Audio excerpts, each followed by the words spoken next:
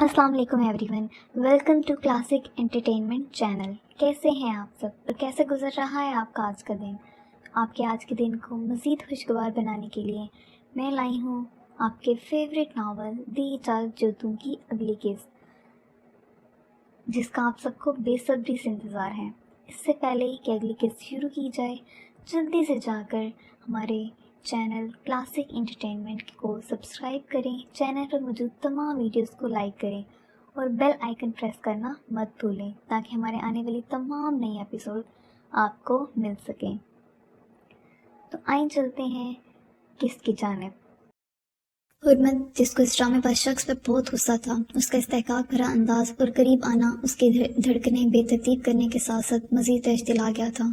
उसने यज़दान के सीने पर हाथ रखते पीछे की जानिब धकेलना चाहा था। यज़दान रहमानी, मुझे कोई आम बुज़दिल लड़की समझने की गलती मत करना। जो तुम्हारी पर्सनैलिटी और हैसियत देख तुम पर मन मिटेगी और तुम्हारी हर फजूल हरकत बर्दाश्त करेगी। मैं हुर्मत कुरैशी हूँ, जिसको अपनी खुशी और हक के लिए लड़ना अच्छे से आता है। तुम मुझसे इस किस्म की कोई ज़बरदस्ती नहीं कर सकते। हुर्मत इस शख्स की गहरी तपी ज़दा नज़रों से घायल नहीं होना चाहती थी, इसलिए चीखते चिल्लाते उसे खुद से दूर रखने की नाकाम कोशिश कर रही थी, जबकि यज़दान उसके इर्द गिर्द बाजू जमाए आराम से सुकून से खड़ा उसकी खफकी एंजॉय कर रहा था। पिछले 1 महीने से इस शख्स ने उसका जो जीना हराम करके रखा हुआ था और अब फिर जो दोबारा उस पर अपनी मर्जी चला रहा था, ये सब अब हुर्मत की बर्दाश्त से बाहर था। हमेशा से उसकी लाइफ में उसी की चलती आई थी। उसे बिल्कुल भी गवारा नहीं था कि कोई उस पर हुक्म चलाए, जबकि दूसरी जानब भी मामला कुछ ऐसा ही था। यज़दान ना सिर्फ अपनी लाइफ अपनी मर्जी से गुजारता था, बल्कि अपने से मुंसलिक लोगों पर भी काफ़ी हद तक अपनी मर्जी चलाने की आदत थी उसे, मगर दूसरों की खुशी का ख्याल रखते हुए, और उसे हुर्मत की खुशी भी सिर्फ अपने साथ में ही नजर आ रही थी।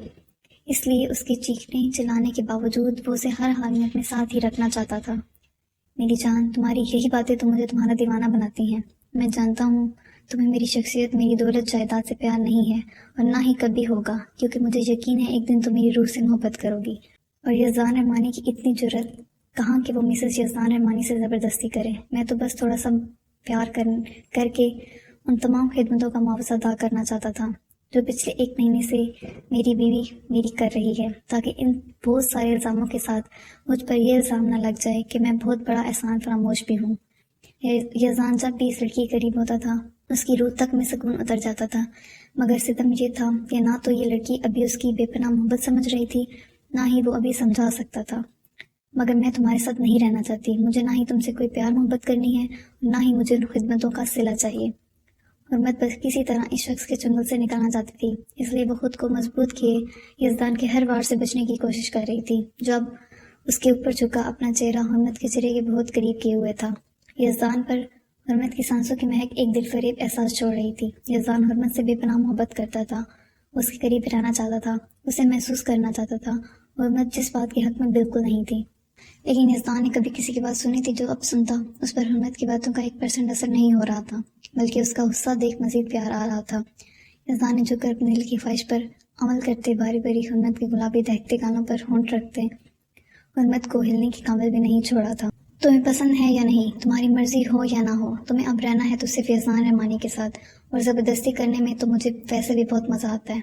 यज़दान हुर्मत की गालों की नरमी अपनी उंगली की पुरों से छूता उसकी रही सही कसर भी पूरी कर गया था। यज़दान रहमानी, तुम वाकई एक पागल इंसान हो। मैंने जब कहा है कि मैं तुम्हारे साथ नहीं रहना चाहती, तो तुम्हें मेरी बात समझ क्यों नहीं आती?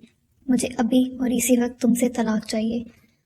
हुर्मत यज़दान की बढ़ती जसारतों से घबरा कर उसे चीखते हुए बोली, जबकि उसका आखिरी जुमला कब से उसकी गुस्ताखियां और बदतमीजियां बर्दाश्त करते यज़दान रहमानी के गुस्से को हवा दे गया था। यज़दान ने हुर्मत की कमर में बाजू माइल करते उसे एक झटके से अपने करीब किया था, इतना कि दोनों के चेहरे एक दूसरे को बहुत करीब थे। हुर्मत बिल्कुल उसके कसरती वजूद के साथ चिपकी खड़ी थी। हुर्मत की यज़दान की लाल आंखें और चेहरा इतना करीब देख हालत खराब हुई थी। उसका दिल जोर जोर से धड़कने लगा था। यज़दान ने झुककर हुर्मत के होंठों का हल्का सा छुआ था। हुर्मत उसके हिसार में बिल्कुल काम कर रह गई थी। उसे यज़दान से इस कदर जुर्रत की उम्मीद बिल्कुल नहीं थी। ये लफ्ज़ पहली और आखिरी बार इन होंठों से निकला है। अगर दोबारा ये अल्फाज यहाँ से अदा हुए तो मेरी सज़ा सहना तुम्हारे बस की बात नहीं रहेगी। आज तुम्हारी पहली और आखिरी गलती मानकर बहुत मोहलत दी है।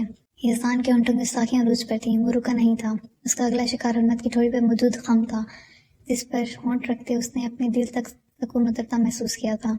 हुर्मत को समझ नहीं आ रहा था इस उल्टे दिमाग के शख्स को कैसे कंट्रोल करे। جو یہ سب کرنے کا حق تو رکھتا تھا، لیکن اس کی بڑھتی جسارتیں حرمت پر قیامت ثابت ہو رہی تھیں، جبکہ دوسری جانب یزدان حرمت کو بتانا چاہتا تھا کہ حرمت کا لمس اس کے لیے کسی مرم سے کم نہیں تھا۔ صبح شام اور رات اسے صرف حرمت چاہیے تھی۔ یزدان رحمانی چھوڑ مجھے، میری کلاس ہے، مجھے جانا ہے۔ حرمت اب سمجھ چکی تھی وہ جتنی زیادہ غصہ دکھائے گی یہ شخص ڈبل دکھائے گا، اس لیے بہت حوصلہ پیدا کرتے وہ بہت آرام سے بولی تھی، مگر اس کا ہر انداز ہی یزدان رحمانی کے دل پر بجلیاں گرانے کے لیے کافی ہوتا تھا، جیسے ابھی حرمت کے نرم الفاظ یزدان کے دل کو مزید پاگل کر گئے تھے۔ یزدان نے جھکتے حرمت کو اپنے بازو میں اٹھا لیا تھا۔ حرمت کا دل اس کی اس حرکت پر اچھل کر حلق میں آن پہنچا تھا۔ اس نے گرنے کے ڈر سے یزدان کا گریبان مٹھی میں دبوچ لیا تھا۔ حرمت کا دماغ بالکل گھوم چکا تھا، وہ چاہے غصے سے بولے یا نرمی سے۔ یزدان رحمانی جیسے اپنی مرضی کرنے والے الٹے دماغ کے شخص کو سنبھالنا اور سمجھانا واقعی بہت مشکل تھا۔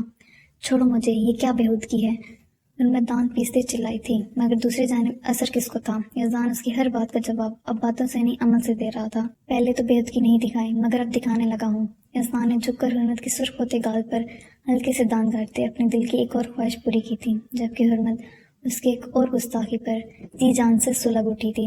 یزدان رحمانی کی لمحہ بلمحہ بڑھتی گستاخیوں پر حرمت کا سارا خون نچڑ کر چہرے پر آ گیا تھا اور دل زور زور سے دھڑکتا اگلے پچھلے سارے ریکارڈ توڑ رہا تھا۔ یزدان کا ہر لمس اس قدر استحقاق اور شدت بھرا ہوتا تھا کہ حرمت کی آنکھوں میں نمی اتر آئی تھی۔ یزدان بہت ہی نرمی سے حرمت کو وہاں پڑے صوفے پر بٹھاتے خود اس کے سامنے گھٹنوں کے بل زمین پر بیٹھ چکا تھا، جبکہ حرمت اس کا اس طرح اپنے قدموں میں بیٹھتا دیکھ بوکھلا سی گئی تھی، کیونکہ وہ ابھی تک اس شخص کی زندگی میں اپنے مقام سے واقف نہیں ہوئی تھی۔ یزدان حرمت کے سامنے ابھی اپنی کوئی بھی بات کھولنا نہیں چاہتا تھا، مگر اسے ہر وقت اپنے پاس بھی رکھنا چاہتا تھا، اس لیے اس نے حرمت کو اپنے طریقے سے ڈیل کرنے کا سوچا تھا۔ تمہیں مجھ سے آزادی چاہیے، یزدان حرمت کے نازک ہاتھ اپنے مضبوط ہاتھوں میں تھامتا بہت ہی ضد سے بولا تھا۔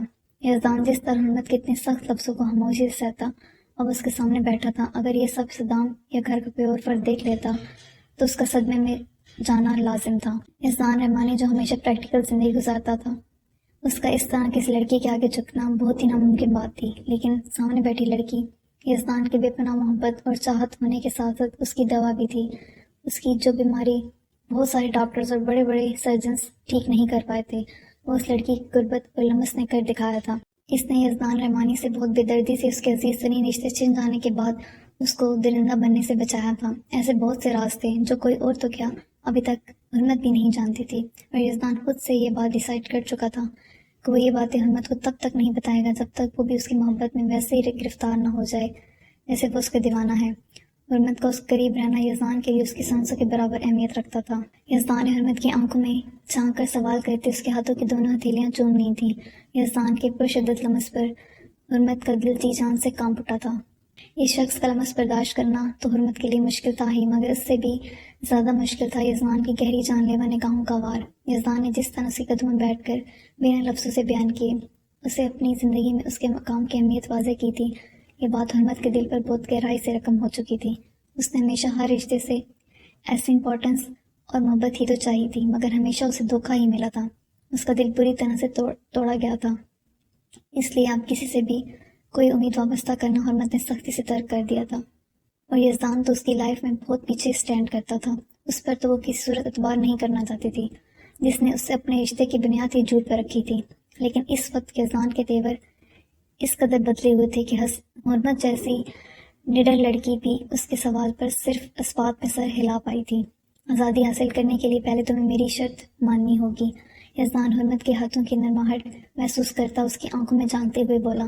یزدان کا اس طرح دیکھنا حرمت کو بری طرح کنفیوز کر رہا تھا، اس کے ہاتھ کپ کپا رہے تھے، مگر وہ کوئی بھی الٹی سیدھی حرکت کر کے یا بول کر اچھے بھلے ٹریک پر آئے یزدان کو واپس نہیں موڑنا چاہتی تھی۔ وہ اتنا تو سمجھ چکی تھی کہ اس شخص کو قابو کرنا انتہائی مشکل تھا، مگر اس وقت وہ بہت بڑی غلط فہمی میں تھی کہ یزدان کو اس نے نہیں بلکہ اس نے یزدان کو قابو کیا ہوا تھا۔ حرمت ایک دو بار یزدان کی گرفت سے اپنا ہاتھ آزاد کروانے کی کوشش کر چکی تھی، مگر ناکام ہو کر خاموش ہو چکی تھی۔ کیسی شرط؟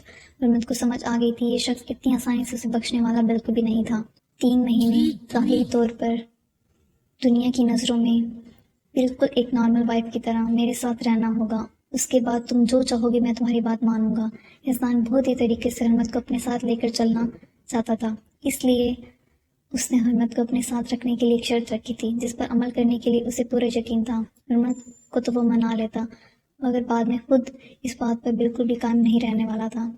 حرمت کو یقین نہیں آیا تھا کہ یہ شخص اس کا کام اتنا آسان کر دے گا۔ اسے تو لگا تھا کورٹ اور وکیلوں کے چکر کاٹے بغیر یہ شخص اسے آزاد کرنے والا بالکل بھی نہیں تھا۔ لیکن ایک بات جو انتہائی کٹھن تھی وہ تھا 3 مہینے اس شخص کے ساتھ ایک ہی کمرے میں رہنا۔ مگر یزدان سے چھٹکارا حاصل کرنے کا سوچ حرمت کو حامی بھرنی پڑی تھی۔ وہ اب مزید اپنے بھائی کے احسانوں پر نہیں رہنا چاہتی تھی اور اپنی اسٹڈی کمپلیٹ کرنے تک اسے کہیں نہ کہیں تو رہنا ہی تھا۔ تو یزدان کی بات ماننے پر اس کا دل مسلسل اسے اکسا رہا تھا۔ مگر میں کیسے ٹرسٹ کروں تم پر؟ اگر تم بعد میں مکر گئے تو؟ حرمت نے اپنا ہتھیار اس کے سامنے رکھا تھا جس پر یزدان نے بہت مشکل سے بے ساختہ ابھرنے والی مسکراہٹ کو روکا تھا۔ تو کورٹ کچہری کا دوسرا آپشن موجود ہے تمہارے پاس، وہ ٹرائی کر لینا۔ یزدان کی بات پر حرمت نے جھٹکے سے نظر اٹھا کر اس کی جانب دیکھا تھا۔ وہ بڑے ہی ریلیکس انداز میں اس کے سامنے نیچے کارپیٹ پر بیٹھا تھا۔ حرمت کو اس کا یوں اپنے آگے جھک کر بیٹھا دیکھ اندر کہیں بہت برا فیل ہوا تھا، مگر اپنی انا کے ہاتھوں مجبور اسے اٹھنے کا کہہ بھی نہیں رہی تھی۔ یزدان جیسے اس کی یہ کشمکش سمجھ چکا تھا، اس لیے اگلے ہی لمحے نیچے سے اٹھ کھڑا ہوا تھا۔ تمہیں پہلے پرومس کرنا ہوگا۔ حرمت جیسے پہلے ہی پوری سیکورٹی کر لینا چاہتی تھی۔ حرمت کی بات پر یزدان نے ہلکا سا جھکتے اسے کلائی سے کھینچ کر کسی گڑیا کی طرح اپنے مقابل کھڑا کیا تھا اور حرمت کو کچھ بھی سمجھنے کا موقع دیے بغیر اس کی سر کی شفاف مانگ پر لب رکھ دیے تھے جو کب سے اسے اپنی جانب متوجہ کیے ہوئے تھی۔ یزدان کو حرمت کے بال بہت پسند تھے۔ حرمت نے روم میں بہت کم اس کے سامنے سر سے دوپٹہ اتارا تھا، مگر جب 1-2 بار بھول کر اتارا تھا تو اس کے حسین سلکی سیاہ بال یزدان کے دل پر بجلیاں گرا گئے تھے اور یہ بال یزدان کو بہت بری طرح اپنا اسیر کر گئے تھے۔ اس وقت حرمت نے ماتھے سے مانگ نکال کر لمبی چٹیا میں انہیں قید کر رکھا تھا جن کی قید یزدان کے دل پر گراں گزر رہی تھی۔ حرمت یزدان کے لمس پر اچانک گھبراتی پیچھے ہوئی تھی، مگر یزدان اس کے گرد بازو مال کرتے اسے دور ہونے کے بجائے اپنے سینے کے قریب کیا تھا۔ حرمت کی سانسیں تھم سی گئی تھیں۔ وہ محسوس کر سکتی تھی کہ اس کے قریب رہنے کی وجہ سے یزدان کی دھڑکنیں کس رفتار سے چل رہی ہیں۔ حرمت نے یزدان کے سینے پر ہاتھ رکھتے اسے خود سے دور کرنا چاہا تھا، جو بات یزدان کو فی الحال بالکل بھی گوارا نہیں تھی۔ یزدان نے اسی کمر پر گرفت مضبوط کرتے اس کو اپنے مزید قریب کیا تھا۔ زندگی کا بھروسہ بہت کم ہے اور دشمن بہت زیادہ۔ تو میں ایسا پرومس کرنا ہی نہیں چاہتا جسے پورا کرنے کی مہلت ہی نہ ملے مجھے۔ جس چیز کو تم میرا ڈرامہ اور ناٹک سمجھ رہی ہو، اصل بات یہ ہے کہ میں موت کے منہ سے نکل کر آیا ہوں، سو اس قسم کے پرومسز میں افورڈ نہیں کر سکتا۔ تمہیں یقین رکھنا ہوگا کہ اگر میں نے ایک بار کوئی بات کہہ دی تو وہ پوری کر کے رہوں گا۔ حرمت کا دماغ تو یزدان کے پہلے جملے میں ہی اٹک چکا تھا۔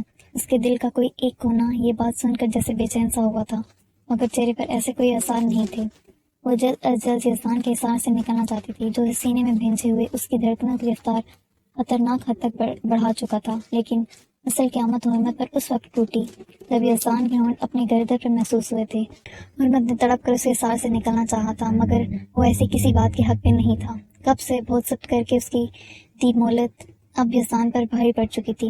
اس کی محبت، اس کی بیوی اس کی باہوں میں تھی۔ وہ کب تک اس کی خوشبوئیں لوٹاتے وجود سے نظریں چراتا؟ آخرکار وہ ایک سنگین گستاخی سرزد کر ہی چک گیا تھا۔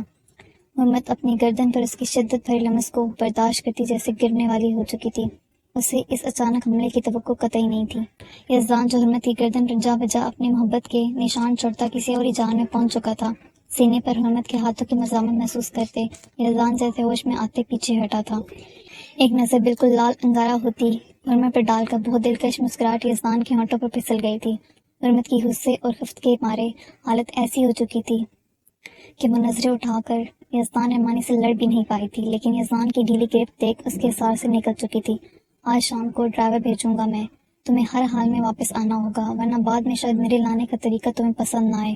یزدان خود سے فاصلے پر رخ موڑے کھڑی حرمت کو دیکھ والے سے مسکراتے اس کے قریب آیا تھا۔ بہت ہی نرمی سے اسے دھمکی دیتے اس کے کندھے پر ہاتھ رکھ کر اس کے گال پر پھر سے لب رکھتے وہ وہاں سے نکل گیا تھا، جبکہ حرمت اس کو جاتے جاتے بھی الٹی حرکت کرتا دیکھ غصے سے بل کھا کر رہ گئی تھی۔ اس نے نوٹ کیا تھا اس کا جسم ہولے ہولے کانپ رہا تھا۔ حرمت سمجھ گئی تھی کہ وہ بہت بری پھنسی ہے۔ اس شخص کی بات مانے بغیر اس کے پاس کوئی چارہ نہیں تھا۔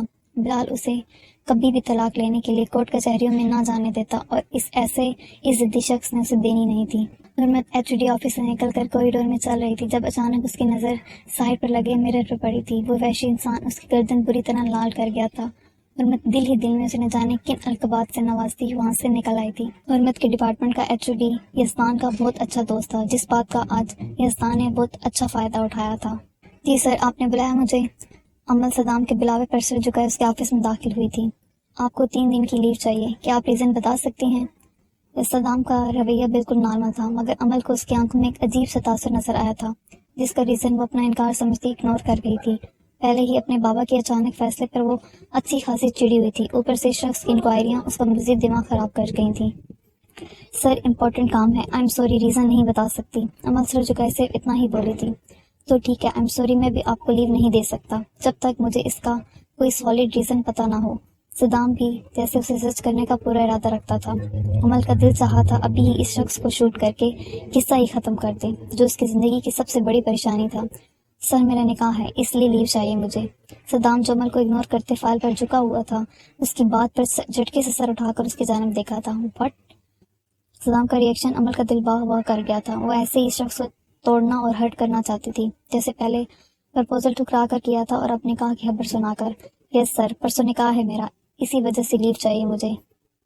عمل نے بہت خوشی سے اپنی بات دہرائی تھی، جبکہ اس کے الفاظ انداز صدام کے دل پر چھریاں سی چلا گئے تھے، مگر بنا کچھ بولے اس نے خاموشی سے سائن کر دیا تھا۔ سائن کرنے کے بعد پیپر عمل کی جانب بڑھانے کے بجائے ووٹ کر اس کے قریب آیا تھا۔ یہ لیں، ایڈوانس میں میری طرف سے نکاح کی بہت بہت مبارکباد۔ صدام عمل کے نقاب سے ڈھکے چہرے پر نظریں گاڑے اس کے مقابل آن کھڑا تھا۔ آج نہ جانے کیوں صدام کے دل میں عمل کا چہرہ دیکھنے کی خواہش پیدا ہوئی تھی، مگر ہمیشہ کی طرح اس پر کوئی حق نہ ہونے کی وجہ سے وہ اس بات کو دل میں ہی دبا گیا تھا۔ مگر کل کا واقعہ یاد کر کے یہ لڑکی اس سے اتنی نفرت کرتی ہے کہ پہلے اسے محبت کے جھوٹے جال میں پھنسا کر بری طرح اس کا دل توڑا تھا، اور پھر اسے جان سے مارنے کے لیے اس کی ڈرنک میں زہر ملایا تھا، کہ صدام کو یقین نہیں آ رہا تھا کہ بظاہر نرم و نازک سی دکھنے والی لڑکی اس قدر ظالم اور سنگ دل ہو سکتی تھی۔ صدام کو اچانک نہ جانے کیا ہوا تھا کہ اس نے واپس مڑتی عمل کی کلائی دبوچ کر اسے پاس پڑے اپنے ٹیبل پر پٹک دیا تھا۔ عمل اچانک اس غیر متوقع حملے کے لیے بالکل بھی تیار نہیں تھی، وہ سیدھی ٹیبل پر جا گری تھی، جبکہ صدام نے اسے اٹھنے کا موقع دیے بغیر اس کا رخ موڑ کر اپنے جانب کیا تھا اور ٹیبل پر عمل کے ارد گرد ہاتھ رکھتے اس کے اوپر جھکا تھا۔ وہ اس بے حس لڑکی کو جھنجھوڑ کر اس سے اس دھوکے کی وجہ پوچھنا چاہتا تھا۔ کیوں کر رہی ہو یہ سب؟ عمل جو ایک ہاتھ سے اپنا نقاب تھامے اور دوسری ہتھیلی ٹیبل پر ٹکائے کچھ بہتر پوزیشن میں آنے کی کوشش کر رہی تھی، مگر صدام جیسے ہی اس کے اوپر بہت قریب جھکا، عمل درمیان میں فاصلہ رکھنے کی کوشش کرتی واپس پیچھے ٹیبل پر گری تھی۔ اس کی کہنی بری طرح ٹیبل پر لگی تھی، مگر اس وقت درد اور صدام کے قریب آنے سے زیادہ عمل کو اس کے الفاظ نے ڈرایا تھا۔ اس کے اندر خطرے کی گھنٹی بجنے لگی تھی۔ اسے محسوس ہوا تھا جیسے صدام جعفر اس کے ہر راز سے واقف ہو چکا ہے، اور ابھی تو وہ ایسا بالکل بھی نہیں چاہتی تھی۔ سر، یہ آپ کیا کر رہے ہیں؟ میں سمجھی نہیں، آپ کس بارے میں بات کر رہے ہیں؟ صدام کی گرم سانسیں عمل کا چہرہ جھلسا رہی تھیں، مگر خود کو بہت نارمل ظاہر کرنے کی کوشش کرتے عمل نے اس سے پوچھا تھا، تم یہ نکاح کیسے کر سکتی ہو؟ تم جانتی ہو میں تم سے بہت محبت کرتا ہوں، تم سے شادی کرنا چاہتا ہوں، پھر تم کیسے یہ سب کر سکتی ہو؟ اور میں نے خود تمہاری آنکھوں میں اپنے لیے محبت بھرے جذبات دیکھے ہیں۔ صدام ایک دم بات بدل گیا تھا، وہ عمل سے بہت سی باتوں کے حساب چاہتا تھا، مگر کچھ وقت بعد صدام کی بات سن کر عمل نے سکھ کا سانس لیا تھا، مگر صدام کو ابھی بھی خود پر جھکا دیکھ عمل کا دل زور سے دھڑکا تھا۔ سر پلیز، آپ مجھ سے یوں زبردستی نہیں کر سکتے، اور میں آپ سے محبت نہیں کرتی، جس سے میرا نکاح ہو رہا ہے محبت بھی میں اسی سے کرتی ہوں، نہ کبھی میں نے آپ سے محبت کا اظہار کیا، نہ کوئی وعدہ، آپ مجھ پر ایسا کوئی الزام نہیں لگا سکتے۔ عمل صدام کو ٹچ نہیں کرنا چاہتی تھی، مگر وہ خود پیچھے ہونے کو تیار ہی نہیں تھا۔ وہ اس کے اوپر جھکا، اس کو گہری نظروں سے گوری چاہ رہا تھا، جبکہ عمل کے الفاظ پر صدام کی آنکھوں میں عجیب سا تاثر ابھرا تھا۔ عمل کو حیرت ہو رہی تھی کہ صدام کو آخر ہو کیا گیا ہے، آج سے پہلے تو اس نے ایسا کبھی نہیں کیا تھا، آج کیوں وہ اس کے قریب ہو کر اس کے احسان خطا کر رہا تھا، جس کا دل آج کل ویسے ہی صدام کے قریب آتے زور زور سے دھڑک کر عمل سے کچھ کہنے لگتا تھا۔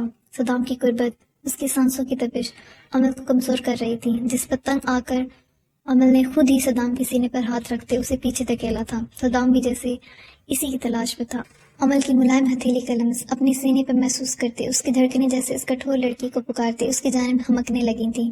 صدام پیچھے تو ہوا تھا، مگر اس نے عمل کی کلائی اپنے ہاتھ میں جکڑ لی تھی۔ سر پلیز، یہ کیا کر رہے ہیں آپ؟ صدام کا یہ عجیب سا رویہ آج عمل کی سمجھ سے بالکل باہر تھا، اور دوسری طرف صدام جیسے اس لڑکی کے دھوکے اور دل کی تکلیف پر یہ بھی بھول گیا تھا کہ وہ اپنے بیڈ روم میں نہیں آفس میں کھڑا ہے، جہاں کبھی بھی کوئی بھی آ سکتا تھا۔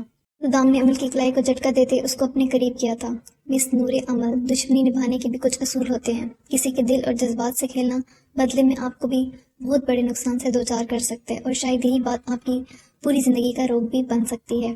عمل کی کاجل سی لبریز سے آنکھوں میں جھانکتے صدام نے زر کو نیزے میں بولتے اس کا بازو زور سے جھٹکا تھا، جس پر عمل لڑکھڑا کر پیچھے رکھی کرسی پر جا گری تھی۔ صدام بنا پلٹ کر اس کی جانب دیکھے لمبے لمبے ڈگ بھرتا آفس سے نکل گیا تھا۔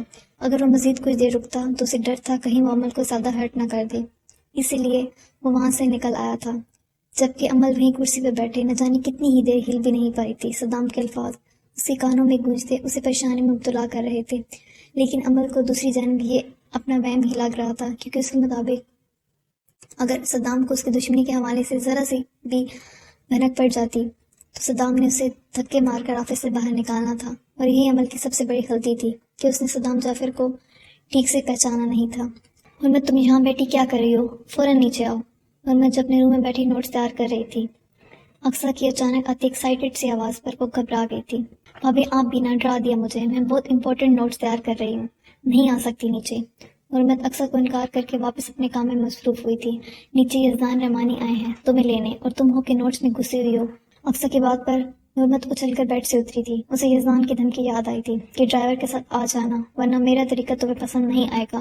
یزدان کے الفاظ یاد کرتے حرمت کے چہرے کی ہوائیاں اڑ رہی تھیں۔ اس نے ایک رات اور آزادی سے یہاں رکنے کا سوچ کر بڑے ہی سکون سے شام کو ڈرائیور کو واپس بھیج دیا تھا، مگر اس دوران وہ اپنے نیم پاگل شوہر کی دھمکی بھول گئی تھی۔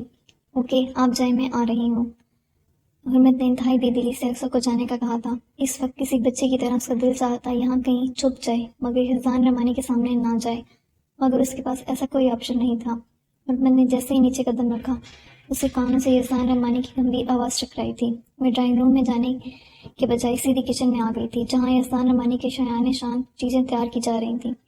حرمت، تمہارا ہسبینڈ کتنا گڈ لکنگ اور ہینڈسم ہے، اور اس کی حیثیت تو اس سے بھی اوپر ہے۔ کتنی لکی ہو تم یار، شکر کرو آفاق سے جان چھوٹ گئی تمہاری، وہ تو یزدان رحمانی کے آگے کہیں سٹینڈ نہیں کرتا۔ اقصیٰ کی بہنیں جو ان کے گھر رہنے آئی ہوئی تھیں، حرمت کو آتا دیکھ وہ یزدان کی شان میں قصیدے پڑھنا شروع ہو چکی تھیں، لیکن حرمت ان کی بات پر ہونٹوں پر مصنوعی مسکراہٹ بھی نہ لا پائی تھی، کیونکہ یہ دونوں فردی اس کے لیے سخت ناپسندیدہ تھے۔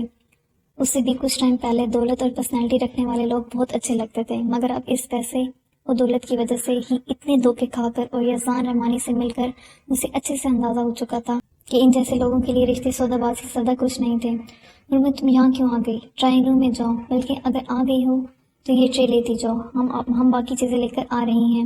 اقصیٰ کی بات پر حرمت بے دلی سے منہ بسورتے ٹرے لیے باہر کی جانب بڑھ گئی تھی۔ السلام علیکم۔ ڈرائنگ روم میں قدم رکھتے حرمت کی سیدھی نظر سامنے صوفے پر بیٹھے یزدان رحمانی پر پڑی تھی۔ سیاتری پیس میں بالوں کو جیل کی مدد سے سیٹ کیے اپنی شاندار چھا جانے والی پرسنالٹی کے ساتھ بڑے ہی مغرور انداز میں صوفے پر براجمان وہ حرمت کو نہ چاہتے ہوئے بھی اپنی جانب دیکھنے پر مجبور کر گیا تھا۔ حرمت کے سلام پر سر ہلا کر جواب دیتے ایک جتاتی نظر اس پر ڈالی تھی، جیسے اسے بتانا چاہتا ہو کہ میری بات نہ ماننے کا انجام کیا ہو سکتا ہے۔ حرمت اس کے دیکھنے پر اسے صاف اور نظر انداز کرتی بلال کے ساتھ صوفے پر آ بیٹھی تھی، جو اپنے باس کو اپنے گھر دیکھ خوشی سے پھولے نہیں سما رہے تھے۔ یزدان نے ایک ہی نظر میں حرمت کا پورا جائزہ لے ڈالا تھا۔ ٹی پنک کلر کے سادہ ٹراؤزر شرٹ میں دوپٹہ بہت سلیقے سے اوپر اوڑے وہ اپنے دونوں ہاتھ کی انگلیاں آپس میں مسلتی یزدان کے خراب موڈ پر اچھا اثر ڈال رہی تھی۔ یزدان نے حرمت کو مخاطب نہیں کیا تھا، جس پر حرمت مزید نڈر ہو کر بیٹھ گئی تھی۔ اسے لگ رہا تھا یزدان اسے گھر والوں کے سامنے اسے کچھ نہیں کہہ سکتا، مگر شاید یہ اس کی سب سے بڑی غلط فہمی تھی۔ وہ یزدان رحمانی تھا جو کبھی بھی کہیں بھی کچھ بھی بول سکتا تھا۔ بلال صاحب، مجھے حرمت سے کچھ بات کرنی ہے، کیا اجازت مل سکتی ہے؟ یزدان نے بہت ہی طریقے سے بات کرتے بلال کو ایسے الفاظ میں وہاں سے جانے کو کہا تھا کہ اسے برا بھی نہیں لگا تھا، اور وہ اس بات میں سر ہلاتا وہاں سے اٹھ گیا تھا۔ بلال تو آج بہت خوش لگ رہا تھا۔ ہر وقت سرد رویہ رکھنے والا اس کا باس نہ صرف آج بہت اچھے سے اس سے بات کر رہا تھا، بلکہ حرمت کے لیے اس کی فکر اور اتنی اہمیت دیتا دیکھ بلال کی خوشی کا کوئی ٹھکانہ ہی نہیں رہا تھا۔ جبکہ حرمت یزدان کی حرکت پر بلال کے سامنے شرم سے پانی پانی ہو چکی تھی۔ اسے بالکل بھی اندازہ نہیں تھا کہ باقی بہت سی چیزوں کے ساتھ اس میں شرم و حیا نام کی چیز بھی ناپید ہے۔ یزدان رحمانی، یہ کیا حرکت تھی؟ بھائی کیا سوچتے ہوں گے، اور یہ میرا گھر تمہاری جاگیر میں بالکل بھی نہیں آتا جو تم یہاں بھی اپنا حکم چلاؤ، مجھے تم سے کوئی بات نہیں کرنی۔ حرمت نے غصے اور خفت سے لال ہوتے چہرے کے ساتھ اپنی جگہ سے اٹھ کر صوفے پر بڑے ہی ریلیکس انداز میں بیٹھے یزدان کو گھورتے اس کے پاس سے گزرتے وہاں سے جانا چاہا تھا جب یزدان نے اس کی کلائی اپنی گرفت میں لیتے اسے اپنی جانب کھینچا تھا، جس کے جواب میں حرمت سیدھی یزدان کی گود میں آن گری تھی۔ حرمت اس افتاد کے لیے قطعی تیار نہیں تھی۔ اس نے منہ پر اپنی ہتھیلی جماتے بہت مشکل سے اپنی چیخ نکلنے سے روکی تھی۔ وہ نہیں چاہتی تھی کوئی بھی اس کی چیخ سن کر یہاں آئے اور یہ منظر دیکھ لے۔ یزدان رحمانی کی تو صحت پر کوئی اثر نہیں پڑنا تھا، مگر حرمت نے شرم سے ڈوب مرنا تھا۔ یزدان رحمانی، یہ کیا حرکت ہے؟ چھوڑو مجھے۔ یزدان حرمت کے گرد اپنی باہوں کا حصار قائم کیے اسے بالکل بے بس کر دیا تھا۔ حرمت کوشش کے باوجود ہاتھ بھی نہیں ہلا پا رہی تھی۔ ایک تو یزدان کے اتنے قریب ہونے اور اپنی سچویشن پر اس کا چہرہ لال ہوا تھا، اوپر سے کسی کا یہاں آ جانے کا ڈر الگ اس کا سانس روکے ہوئے تھا۔ تمہاری معلومات میں اضافہ کر دوں کہ تم میری ہو، تم سے بھی زیادہ میرا حق ہے، تو تمہاری جاگیر بھی میری ہی جاگیر ہوگی، سو میں یہاں اپنا آرڈر چلا سکتا ہوں۔ یزدان کا لہجہ بالکل سنجیدہ تھا، مگر حرمت کے غصے اور حیا سے پھولے پھولے گال اسے کوئی شرارت کرنے پر اکسا رہے تھے۔ حرمت کی لال ہوتی ناک سے اپنا ناک مس کرتے اپنی ہی لاجک بیان کرتے وہ حرمت کو مزید تپا گیا تھا، جبکہ حرمت جو پہلے ہی آفاق اور پھر اپنے بھائی کا پیسوں اور دولت کے حوالے سے بدلتا روپ دیکھ چکی تھی، یزدان کے بات میں چھپی شرارت سمجھنے کے بجائے وہ اس کی بات کے پیچھے کچھ اور منی نکال چکی تھی۔ اسے یہی لگا تھا یزدان کا بھی اس کے ساتھ یہ رشتہ ختم نہ کرنے کے پیچھے کوئی مقصد ہے، اور یزدان کی بات سن کر وہ یہی سمجھی تھی کہ شاید یزدان کی بھی نظر اس کے اس کروڑوں کی ملکیت رکھنے والے گھر پر ہے، لیکن اپنی نادانی میں وہ یہ نہیں جانتی تھی کہ یزدان رحمانی اس کے ایک اشارے پر اس سے کہیں زیادہ مالیت کے گھر اس کے قدموں میں ڈھیر کر سکتا تھا۔ اگر اس وقت یزدان اس کی سوچ جان جاتا تو اس کے لیے اپنے کہکوں پر قابو پانا ناممکن ہوتا، مگر ایسا سوچنے میں حرمت کی بھی کوئی غلطی نہیں تھی۔ وہ اپنے بہت قریبی لوگوں کا یہ روپ دیکھ چکی تھی، تو یزدان پر بھروسہ کرنا اس کے لیے انتہائی مشکل تھا۔ چھوڑے مجھے۔ یزدان کی حرکت پر حرمت کا دل بے قابو ہوا تھا، وہ بالکل کسی گڑیا کی طرح اسی گود میں تھی، اوپر سے یزدان رحمانی کے چہرے کے سنجیدہ تاثرات کے ساتھ آنکھوں کی مانی خیزی الگ اس کی جان نکال رہی تھی۔ میں چھوڑنے نہیں لینے آیا ہوں، تمہیں میری بات یاد تو ہوگی۔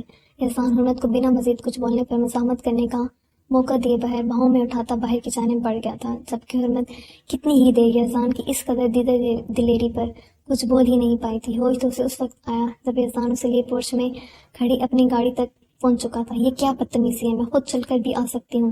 حرمت کو پتہ لگ چکا تھا کہ وہ اس شخص کو ہلکے میں لے رہی ہے۔ یہ اس کی سوچ سے بڑھ کر بے شرم، ضدی اور اپنی مرضی چلانے والا ایک اکھڑ انسان تھا، جو اپنی کئی ہر بات کیسے منوانا ہے اچھے سے جانتا تھا۔ خود چل کر آنے کا موقع دیا تھا، مگر شاید وہ تمہیں پسند نہیں آیا۔ جہاں حرمت کو یزدان کی اس حرکت پر انتہائی غصہ آ رہا تھا، وہ یزدان نے بہت ہی پرسکون سا اسے لا کر گاڑی کی فرنٹ سیٹ پر بٹھا دیا تھا۔ مجھے بھائی بھابھی کو بتانے تو دو کہ میں جا رہی ہوں۔ حرمت دل ہی دل میں نہ جانے کتنے نفل مان چکی تھی کہ کسی نے بھی انہیں اس طرح آتے نہ دیکھا ہو۔ میں نے بتا دیا ہے۔ یزدان نے گاڑی کی ڈور لاک کرتے حرمت کی رائے فرار ختم کر دی تھی۔ تم سمجھتے؟ حرمت اس سے پہلے کہ یزدان کو مزید کوئی سخت الفاظ بولتی، یزدان نے اس کا بازو تھام کر اپنے قریب کیا تھا، جس پر حرمت کو وہیں بریک لگی تھی، کیونکہ یزدان اس کو اپنے انتہائی قریب کرتے اس کے ہونٹوں پر انگلی رکھ گیا تھا۔ یزدان جو آج صبح سے حرمت کو چھوٹے چھوٹے جھٹکے دے رہا تھا، اس وقت اس کے خطرناک تیور حرمت کی دھڑکنیں سینے میں ہی الجھا گئے تھے۔ یزدان کی زب سے لال ہوتی آنکھیں دیکھ حرمت کو اس سے خوف محسوس ہوا تھا۔ میں ان حسین لبوں سے اپنے لیے لفظ آپ سننا چاہتا ہوں۔ ایک اور بار ڈیئر وائف، مجھے کبھی بھی اپنے آگے کسی کی سننے کی عادت نہیں ہے۔ تم مجھ سے الجھ کر تم اپنی انرجی کیوں ویسٹ کرتی ہو؟ اس طرح کر کے تم اپنے اور میرے لیے مزید مشکلیں بڑھا رہی ہو۔ تم جانتی نہیں ہو تم اس طرح چیختے چلاتے لڑتے جھگڑتے مجھے کتنی پیاری لگتی ہے، اور میں خود پر کتنی مشکلوں سے پیرے بٹھاتا ہوں یہ میں ہی جانتا ہوں۔ اور آج صبح سے تم مسلسل میرے ضد کا امتحان لے رہی ہو۔ اگر یہ ضد ٹوٹ گیا تو میری شدتوں کو برداشت کرنا تم جیسے نازک جان کے لیے بہت مشکل ہو جائے گا۔ میری جان، میری دی ہوئی مہلت کو خود ہی ختم کرنے کی کوشش مت کرو، بعد میں پرابلم بھی پھر تمہیں ہی ہونی ہے۔ یزدان حرمت کے نرم ہونٹوں پہ انگلی پھیر کر انہیں سلاتے بہت ہی پیار اور محبت سے اسے بہت کچھ سمجھا گیا تھا۔ یزدان بالکل سچ کہہ رہا تھا، اسے دوسروں کی سننے کی عادت بالکل نہیں تھی۔ اسے شروع دن سے ہی گھر میں اس قدر پروٹوکول اور پیار ملا تھا، ہر بات ہر ضد پوری کی جاتی تھی، جس سے آج تک کسی نے بھی اونچی آواز میں بات تک نہیں کی تھی۔ اس سب سے وہ بگڑا تو نہیں تھا، بلکہ ہر معاملے میں کامیاب انسان رہا تھا، مگر کچھ حدیں اس کی ایسی بن چکی تھی جو اسے اپنے ساتھ رہنے والے لوگوں کے لیے کافی ٹف انسان بناتی تھی۔ مگر جو بات اس نے کہی تھی وہ بھی سچ تھی۔ حرمت کا لڑنا جھگڑنا اسے برا نہیں لگتا تھا، بلکہ اس کی لائف میں آنے والی حرمت ہی واحد انسان تھی جسے یزدان اپنی ذات کے تمام حقوق سونپ چکا تھا۔ یہ الگ بات تھی کہ وہ اس بات سے بے خبر تھی۔ یزدان حرمت کا لڑنا بہت انجوائے کرتا تھا اور کبھی تو وہ اسے اتنی پیاری لگتی تھی کہ وہ خود کو بہت مشکل سے بہکنے سے روکتا تھا، مگر فی الحال وہ مجبور تھا۔ وہ حرمت کو اپنی محبت کی شدتوں سے روشناس نہیں کروانا چاہتا تھا۔ اگر وہ حرمت کو ابھی اپنے قریب کرتا تو آگے آنے والے وقت میں کچھ ایسا ہونے والا تھا جو حرمت کو ہرٹ کر سکتا تھا۔ حرمت کو ہرٹ کرنے کے بارے میں وہ سوچ بھی نہیں سکتا تھا، اس لیے بہت مشکل سے خود پر ہی پیرے بٹھائے ہوئے تھے، جو کہ اس کے لیے دنیا کا سب سے مشکل ترین کام تھا۔ یزدان حرمت کو اپنی گرفت سے آزاد کرتا اسپاٹ چہرے کے ساتھ ڈرائیونگ سٹارٹ کر چکا تھا، جبکہ حرمت کی دھڑکنوں کی رفتار کم ہونے کا نام ہی نہیں لے رہی تھی۔ اپنے ہونٹوں پر ابھی تک اس کی انگلیوں کو لمس محسوس کرتے اس کے چہرے کا رنگ ہونٹوں سے زیادہ لال ہو چکا تھا۔ حرمت کا آنے والے وقت کا سوچ کر پسینے چھوٹ رہے تھے۔ جس انسان کے ساتھ کچھ لمحے گزارنے اس کے لیے انتہائی مشکل تھے، اس کے ساتھ اتنے ٹائم کے لیے رہنا حرمت کو دنیا کا سب سے مشکل ترین کام لگ رہا تھا۔ اگر اس شخص کا نارمل انداز اتنا سختی لیے ہوئے تھا تو یزدان کے غصے کا تصور کرتے حرمت نے ججری سے لی تھی۔ جی فرینڈز، تو کیسی لگی آپ کو ہماری آج کی قسط؟ کمنٹ سیکشن میں اپنی بہترین رائے کا اظہار ضرور کیجیے گا۔ جلد ہی حاضر ہوں گے اگلی قسط کے ساتھ۔ اب تک کے لیے اجازت دیجیے۔ خدا حافظ۔